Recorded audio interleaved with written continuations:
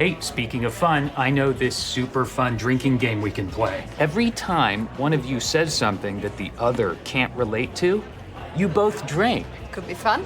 I once played a drinking game with Ryan Reynolds and Blake Lively at their macrobiotic farm with a particularly robust batch of homemade kombucha.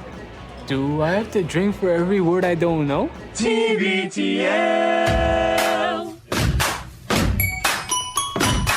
He is a fan of the outrageous. He loves to surprise. He loves other things as well. I'm a Grammy, Emmy, Tony, and Webby Award-winning and nominated songwriter, artist, designer, director, editor, animator, producer, collector, party thrower. Do you ever kind of look at each other and go, aren't we a couple of dapper Dans? I want to be the bad boy of public radio, like Elvis Mitchell. Dude, give me a brark. This is grass clippings. Give us the real deal or we're out of here.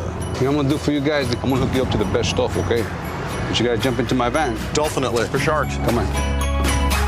Well, all right. Hello, good morning, and welcome everyone to a Monday edition of TBTL, the show that just might be too beautiful to live. I'll say, what's up, dog? My name is Luke Burbank.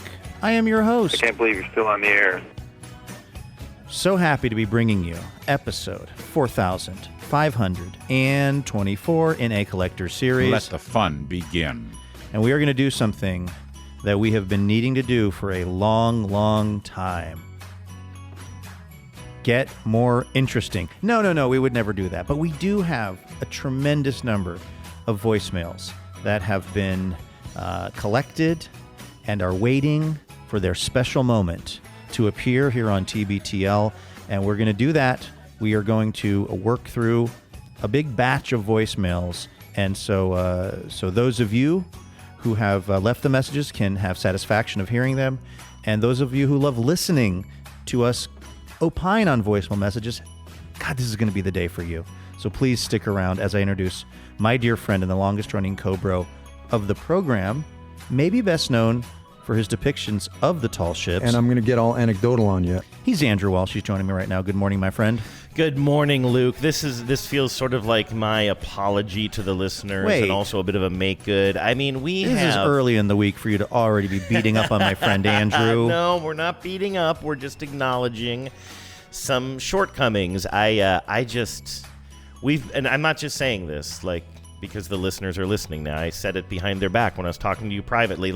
We have just been getting so many great voicemails. And then you and I start every show and we think, we'll get to the emails and voicemails later. And then we just start jawing. Yes. And jawing. And then we never get to the emails. So I have a whole bunch. Now this is, and you know the plan here, Luke, but this is killing me. Can I bring the listeners in on one little thing about the plan? Yeah, and big things.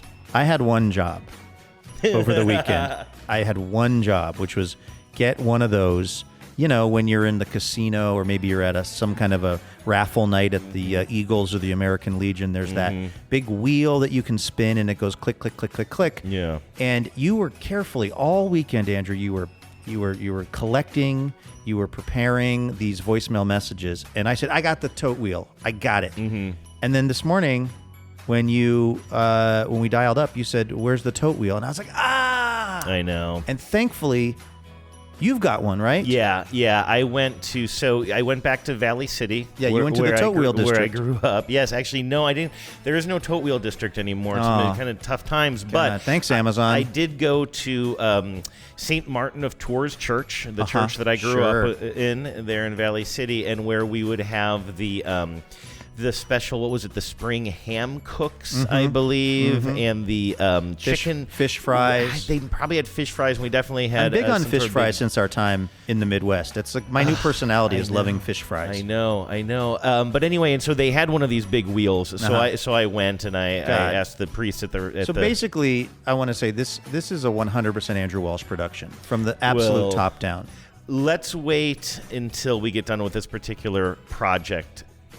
then I'll decide whether I want to take full blame or full credit for what we're doing I am. today. I'm Okay. basically. I'm. Your reward for doing all the work for this is now you're also responsible. It's not a good segment, which I feel bad about. Exactly. But we needed that wheel because we're trying to randomize this, and this is what I was going to say a second ago. Like, this is tough for me. Like, you know me. Like, not only am I kind of a producer at heart, as are you, but I like to organize things. I told you the one time I spent a week at my friend's house and he had magnetic poetry on his refrigerator, and we spent the whole weekend not making up random poems. We alphabetized it, right? Like, do you know about that?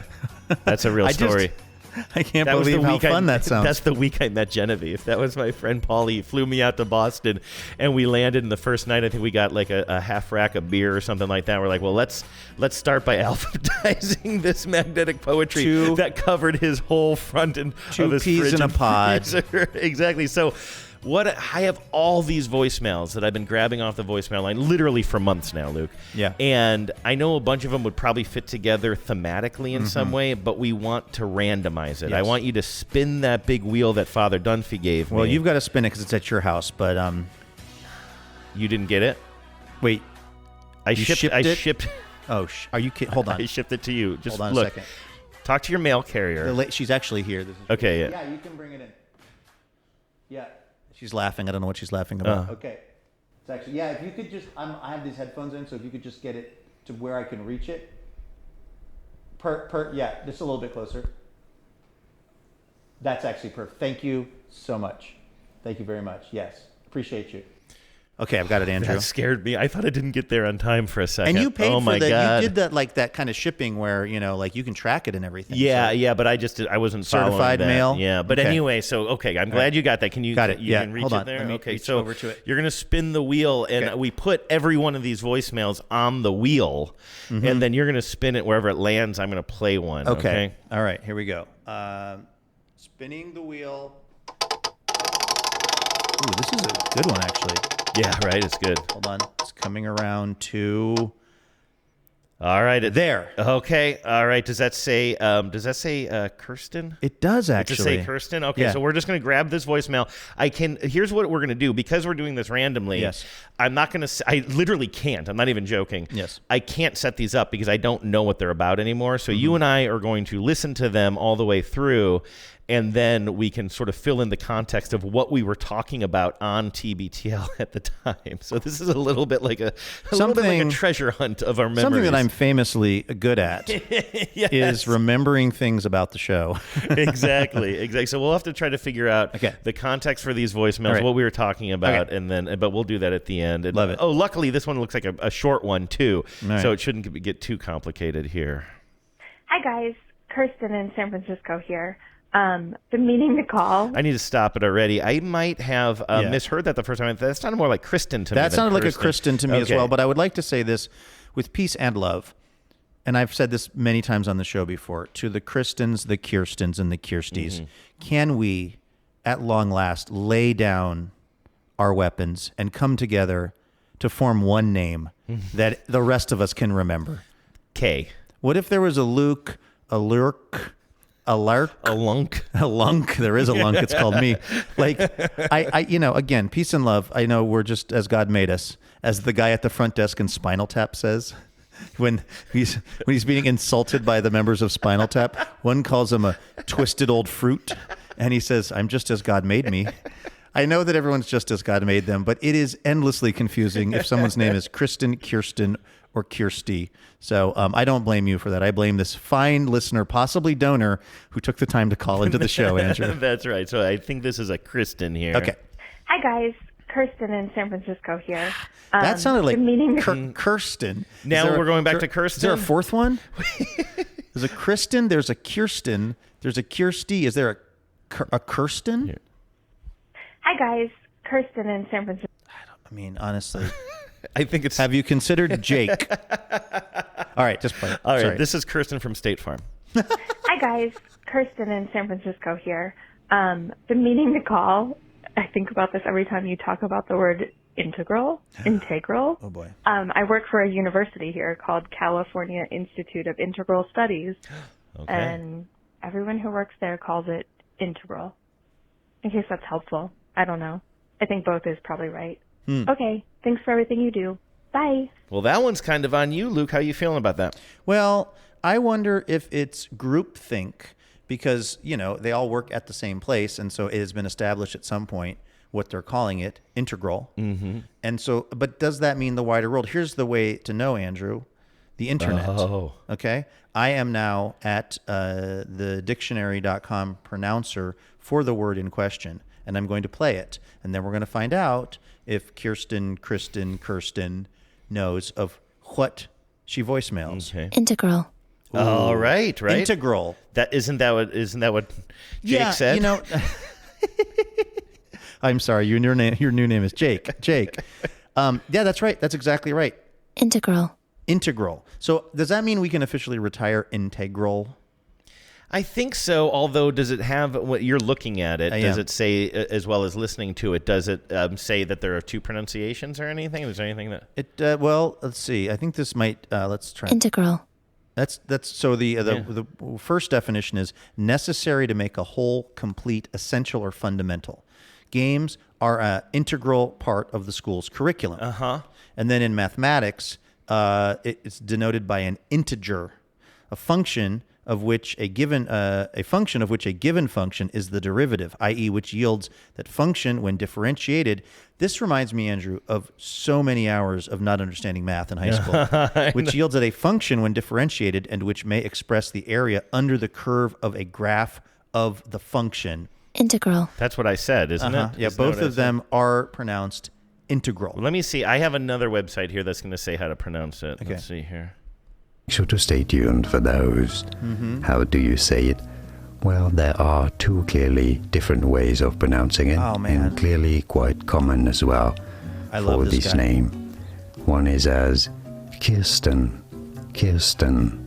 The other is as Kirsten, and there's no really any way of knowing which way one person wants it to be said. That worked out way better than I thought. Okay. Who is that? That's Julian McKee, obviously. That is a handsome sounding voice. I mean, why is he hitting on me and why is it working? Can we go to this guy's for a moment? This appears to be a whole, is this like a whole YouTube page where this guy just pronounces things / turns me on? Julien Michael. He's also, by the way, a very handsome fellow. Oh, can we listen to the one about how to pronounce Moet Chandon? Let's see. That's the main one. Is this the one here? Okay, let's take a listen to this. With another wine video. This is how to pronounce Moet and Chandon. Hold on, I cut off the beginning because I missed how to say his name.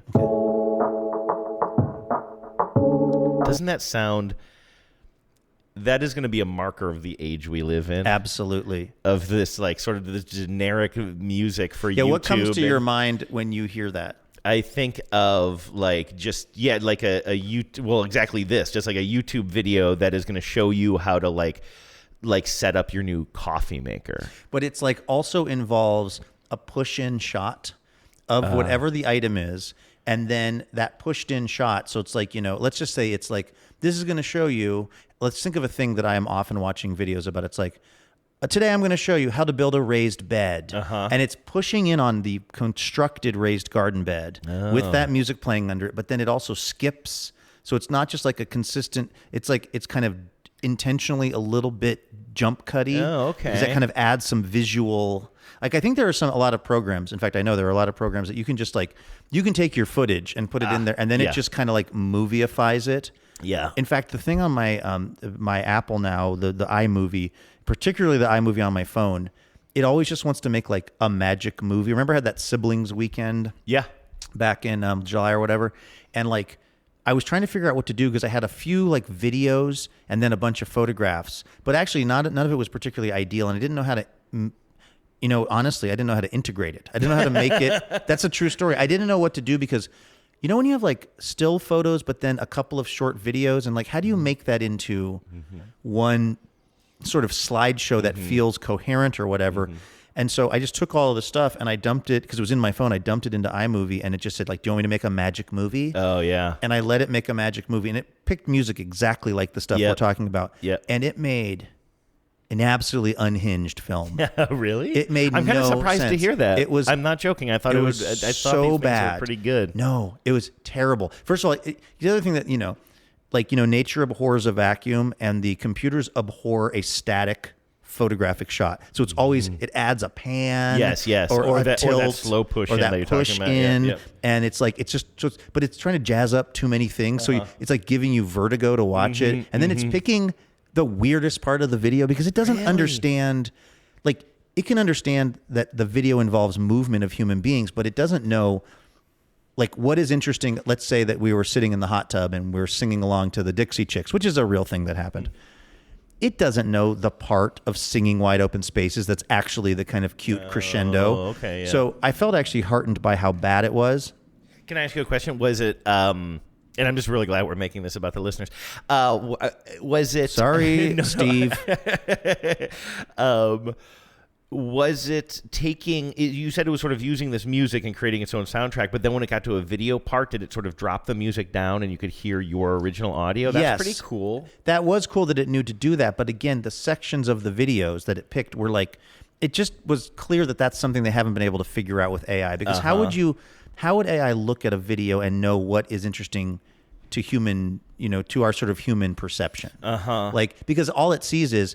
These people are milling about. Let's say that one of the videos I kept shooting was like just walking through the house while my siblings were just standing around enjoying conversation with each other. It made me feel very happy. My heart was very full.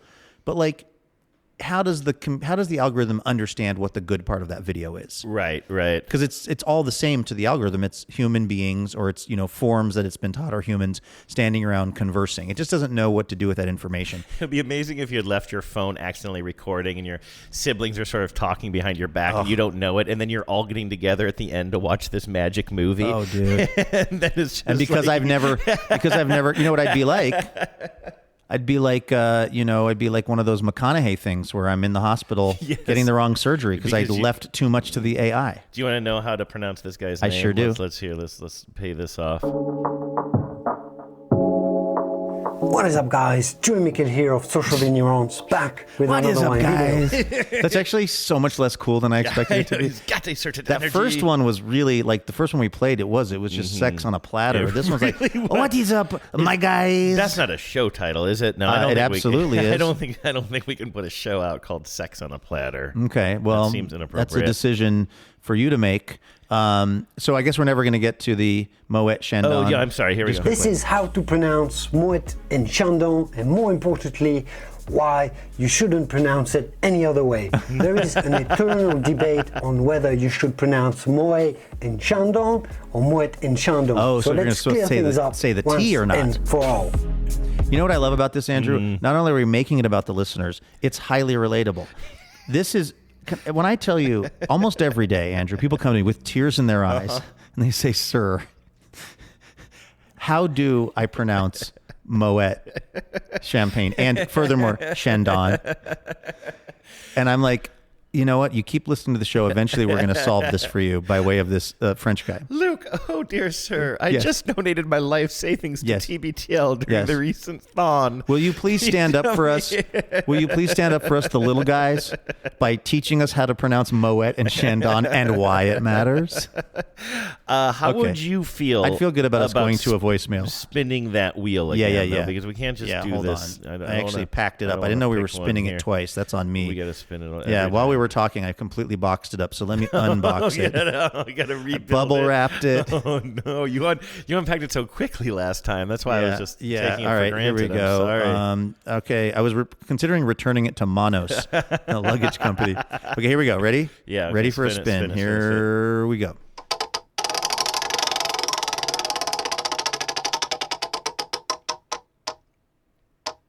Kerplunk. Look at that. That is a voicemail, it looks like, from listener Jay. I am guessing this is our pal Jay in we love Seattle. Jay. We did. This comes up every time, Jay. You drove her to drinking, I believe. That's the thing. And, Jay, we need to find a new reference point for your TBTL experience because you're probably sick of hearing that. But on the other hand, you did share it with us at the boat show. That's right. All right. So, this looks like a longer one. So this is going to maybe be this might be a story for all time. All right. I don't know. Let's hear this. Hey, dummies. This is listener Jay in Portland. I have been relating so heavily to all the talk about not seeking medical care because you feel wimpy or like you're not hurt enough. Okay, should we actually Yes. I feel pause like- this yeah. and give some explanation? This is Yeah. from when I had that splinter under my nail, right? Yeah, which I feel like is kind of honestly a story of triumph for you. Yes, for it's a not story of going to the absolutely doctor. ignoring the listeners and conventional medical wisdom and getting the huge W. Exactly. I just I don't believe in modern medicine. No, I'm sure listeners know what was this, maybe a month ago or something. I accidentally got a kind of a disturbing splinter up under my fingernail. What was the and original? What was the thing that splintered it? Was it? It was just like it was part of my closet. It was Okay. like part of Oh, the I door see. frame of my closet or Gotcha. something. I was like kind of in a hurry and I was grabbing something. We have kind of a Goodwill bag in there, something that we collect our stuff and then we're going to take to Goodwill. Right. And I don't know what I was doing, but anyway, I was just like moving quickly. And apparently there must be a rough part of our door frame on the inside of our closet or something. And I just like somehow, like I told you at the time, it was just like 1 in a million shot that I get this kind of big flat kind of splinter up under my nail, but it jams so far up that I can't reach it at all. Sorry, again, I guess I should have given the trigger warning because that's kind of a tough thing for some people to envision. It was a tough thing for me to live through. And I was very concerned because this happened on a Sunday and I talked to you the next day on a Monday and it wasn't getting any better. I think maybe at this point I tried to dig it out once and failed. And at this point it was starting to get a little infected and I was worried about it. And I think we gave an update on the show later and said eventually it did sort of work its way out. It did sort of work its way closer and closer to the edge of my nail so I could pick it out over the course of maybe 3 or 4 or 5 days. But at the time I told the story, I couldn't reach it underneath there. And a bunch of listeners were saying, stop doing whatever you're doing here and just go to like an urgent care or something. And some people said, go to the emergency room. I heard from doctors, like actual doctors who like have said that I've seen these things get really bad.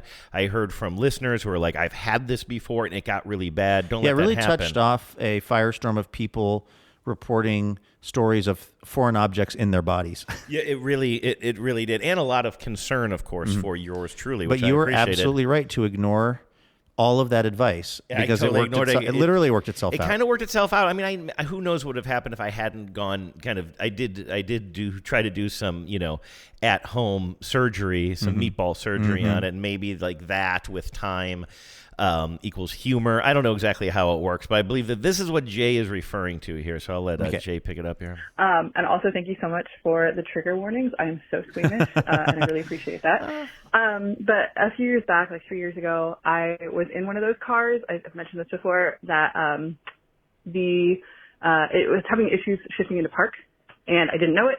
It got recalled a few months later. But I was on a hill in Seattle working a delivery shift, and my car didn't go into park, dragged me for a while, and then ran me over. It was super scary. I'm okay, don't worry. But long story short, I ended up breaking, I think, 8 bones, tore my rotator cuff. I had a really bad concussion, lots of sprains, road rash, lasting nerve damage. So basically, suffice to say, this was a life-altering, almost life-ending injury. And when the paramedics showed up, I was like, I don't need an ambulance, because I'd been taught, like, you don't take an ambulance unless you need it, because they're expensive. Yes. You don't want to take up resources. So yeah, I felt guilty about taking an ambulance. I was like, I'll catch a ride with a friend. I'm like covered in blood. My clothes are ripped off. Luckily, they didn't let me do that. They took me to the hospital. And once I was there, it was packed. It was Seattle, and I was sharing a room with 3 other people. So I'm in a neck brace. I don't know if I've like lost ability to move some limbs. I'm kind of freaked out, but I'm on a lot of pain meds, so that was nice. Not recreationally, just for pain. And another guy gets wheeled in really quickly. Oh, it was 4 people. And he had been shot by someone trying to invade their house, like a friend of his. Holy so he's moly. in critical condition. This almost sounds Someone as bad else as your near me was- fingernail.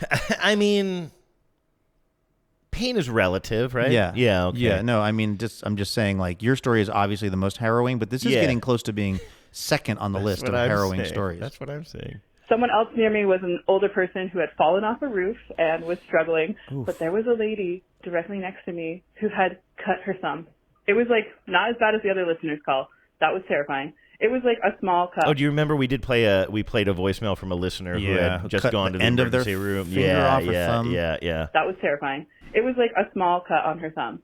And she spent the whole time I was in the hospital screaming at the top of her lungs, like demanding care as an older white woman, just being like the worst person in the world. So, yeah, I don't know. I guess to all those people who feel guilty about receiving medical care, we're not wimps.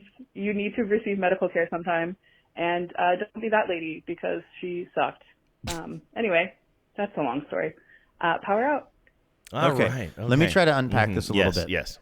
First of all, Jay, I cannot relate to you more than that sense, because if you grow up like I did without any kind of like health insurance and being kind of worried about money, it was like, you know, the ambulance coming is, you might as well, you know, you might as well call the sheriff of Nottingham to come just take away anything you have and just turn your family out into the streets. It's like, I was raised to think an ambulance ride was $1 million. And who knows, it might be these days. So I totally relate to that, not wanting to go to the hospital, or rather not wanting to have, you know, an ambulance ride there. That really sucks. I would just say, try to fight that, everybody. Fight that instinct. If you're hurt and you need help, you know, avail yourself of the help that you need, and worry about the other stuff later. The other thing is, so I should have taken an ambulance after you should have been life flighted. Okay, thank you. We know you're a helicopter fan. Yes, and we know that I you am. never duck when you're walking under the rotors because you're a tough guy. Too cool. But the other thing, though, is it sounds like Jay's message is for folks that are inclined to try to tough it out and not seek medical care, seek medical care. But once you're there, read the room. So, like, if you cut your thumb, sure, go ahead, go to the emergency room, go to urgent care, whatever you need to do. But then when you're there with like a person who looks like they're in a 1980s movie where they got in a ski crash, aka Jay, that full body cast thing that it was in every movie when we were growing up. One leg is up. One leg up always. And then usually the person in the cast in some sort of distress, like learning that somebody is trying to cut them out of the will while they are in the cast, but somehow you can't talk when you're in the cast because they've plastered over the mouth part, and you have an itch on your and bottom you have of your probably foot. maybe your one toe is exposed, and a fly lands on your one toe, and you're trying to itch it, and all we can see are your eyeballs darting towards it. If you have cut your thumb, your name might be Clouseau. if you have cut your thumb and you're in a room with that person, allow them to receive most of the medical care. That's right. That's Jay's message, right? That is the message, and that I was right to decline medical care. Yeah, I think. that too. It's a lot of messages, and they all kind of work together in harmony. Do we have time for one quickie? No. Really? I think, all right, it's got to be very quick. It's going to be a really, really quick one here. Okay. I think. So can you adjust the wheel so that it's only got the short ones on it? I'm going to do a quick spin. Okay quick spin. Okay, here we go. Ready. That's it. I stopped it. Okay. Let's see. It worked. We got a short one. I got to learn how to do that in Vegas. It's only 34 seconds okay, long. Perfect. God, we're good. All right. Hey guys, it's Allie in South Carolina. Oh, Allie. I just want to thank you so much. I like where this is for going. all the sports talk recently, especially I don't know how you say his name, Belichick. My boss came to town last week, and I don't know anything to talk to him about. We have nothing in common, but he wanted to talk about that guy, Belichick, and I just had so much information ready to go thanks to y'all. So thank you so much for helping me win with my boss. I love y'all. Bye. Oh, that is Allie. a victory for everybody involved. Except the listeners who don't like sports. because Allie, now that's just what I needed. We're doing a service. You are so lucky, everyone, that that Allie has renewed our fervor for sports talk, because it was starting to flag a little bit, but now that I know that Allie likes it, even though here's the thing, Andrew, Allie doesn't sound like a person who follows sports much, and yet does not find that to be a barrier to enjoyment. And I think a lot of other people might take a page out of that book and just enjoy our deep, often fully unhinged conversations about the Seattle Mariners. And when football season arrives here just in a month or so, the Seattle Seahawks. I mean, it feels now like it is our responsibility to maybe go on for another half hour here or so and really break down this upcoming White Sox series that begins tomorrow. Like, what do you think? The Mariners White Sox series, like who's on the mound, what the matchups are going to look like, the lineups. Is now the right time to do that? Because it really sounds like that's what the people need. Allie, honestly, for Allie, I would do it, but I still think we need to kind of be strategic with how we deploy this information. Because the other thing, Andrew, and I'm hearing this from a lot of the listeners, there are people saying we should probably be professional sports talk hosts. I hear that all the time. People stop me in the street. You want baseball? The Burbank has you covered. And if we just start talking sports or talking this upcoming White Sox series, like right here, right now, we may get hired by WFAN in New York. We may be replacing Craig Carden before you know it. And are you concerned that leaves a lot of tens in the lurch because we're there? Well, then we can't do TBTL if we're being hired by WFAN or one of the other top sports talk stations. That is smart. Yeah, and we need to be here for the 10s. So out of deference to them, we're not going to talk about the upcoming White Sox series. Okay, sounds good. But thank you. Whoa! I had that turned up real loud. Did you notice that? This is fun. Can we do this again tomorrow?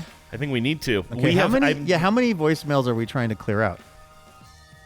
I mean, as far as we're concerned, infinite. And I'm not even joking about this. It's not an infinite number, It's a naturally obviously, renewing resource. But I guarantee you that we will never get to all of them. We have so many great voicemails, and I have pulled a whole bunch off of the voicemail line, and they're in this big bucket I'm playing. Okay. That's right. We have a wheel and a bucket. You know what? I'm just leaving the wheel unpacked. I'm not going to... I usually pack it overnight. Yeah, no, leave it I put like a protective hood, like a big thing of Crown Royal. It's velvet. Yes. I'm not going to do that tonight. No, just leave it there, because the thing is, we get more voicemails every day too. You know what I mean? So that's where it's sort Maybe of just leave it out infinite. full time. Yeah, exactly. Okay. So all right, thank you everyone for listening. Hey, if you got a voicemail you want to leave us, 206-414-TBTL. We'll just keep this thing rolling as long as we need to. In the meantime, have a great Monday, everybody. Thanks for listening, and please remember, no mountain too tall. And good luck to all.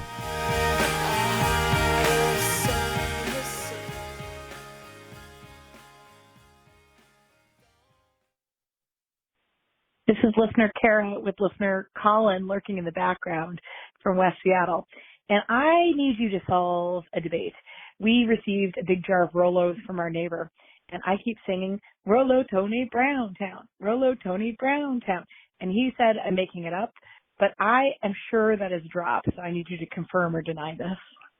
She needs to quit misremembering. Now, I think it's part of the drop, but I know it exists. Anyways, power out. Rolo, the chocolate treat with caramel inside. Rolo, Rolo, roll your boat gently in my mouth. Pop, top, check it out. Lick the foil with your tongue. Give it to your friends. As a gift. As a gift. Let's change gears. Rolo Tony Browntown. Check yourself at the door. Give me some more. Give me some more. Give me some more on your Rolos. That's pretty good. Power out.